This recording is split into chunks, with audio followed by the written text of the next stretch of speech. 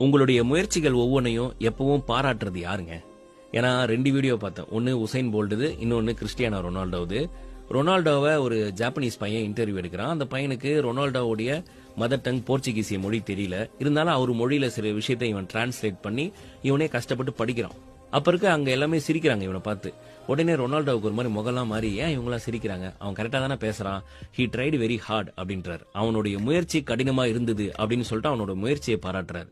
Usain Bolt 100 metre ஓட்டப்பந்தயத்துல 9.58 செகண்ட்ல 100 metre ஓடி உலக சாதனை படிச்சு உலகின் மிக வேகமான மனிதன்கிற பட்டத்தில் இருக்கார். அதுக்கு பின்னாடி அவருடைய முயற்சிகளுக்கு கிடைச்ச பாராட்டு தான் மிக முக்கிய காரணமா இருக்க வாய்ப்பு அதிகங்க.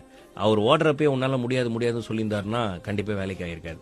சோ என்ன சொல்ல வரேன்னா, நம்மளுடைய பர்சனல் லைஃப், ப்ரொஃபஷனல் லைஃப் எதுவாக இருந்தாலும் நம்மளுடைய முயற்சி இருக்குல்ல, அந்த முயற்சியால கிடைக்கக்கூடிய வெற்றிக்கு 50% தான் வாய்ப்பு இருக்குன்னா, அந்த முயற்சியவே நம்ம பாராட்ட ஆரம்பிக்கிறோம். நீ நல்லா பண்ற